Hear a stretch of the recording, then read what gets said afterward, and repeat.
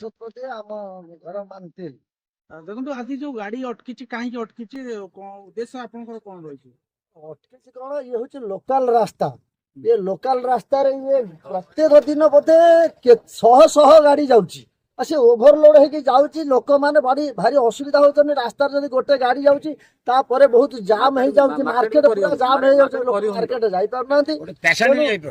ଆମେ ମାନେ ଭାବିଥିଲୁ ଗୋଟେ କଣ କେମିତି କଣ ହଉଛି, ସେ ଯାହା ହଉ ଆଜି ପିଲାମାନେ ବହୁତ ଚିନ୍ତା କରିକି ଗାଡିକି ଅଟକେଇଲେ। କୌଣସି କୋଉଠିକା ଗାଡି ଆମେ ତ ଜାଣିନୁ, ଏ ଗାଡି ଏଠୁ ବନ୍ଦ ହଉ। ଏ ରାସ୍ତା ପ୍ରକୃତରେ ଏଥିରେ ଏଟା ଠିକରେ ବାଲି ଉଠୁଛି କି ଚୋରାରେ ଉଠୁଛି ଏଟା ଧରା ପଡୁ। କୋଟି କୋଟି ଟଙ୍କା ଖାଇସାରିଲେଣି।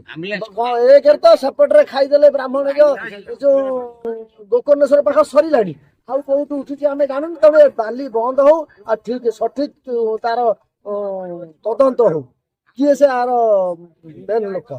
ତେଣୁ ଏଠି ରାସ୍ତା ବନ୍ଦ ହଉ, ଏ ପଟରେ ଗାଡି ନ ଯାଉ। ଲୋକମାନେ ବହୁତ ଆକ୍ସିଡେଣ୍ଟ ମଧ୍ୟ ହଉଛନ୍ତି, ବନ୍ଦ ହେଇଯାଉ।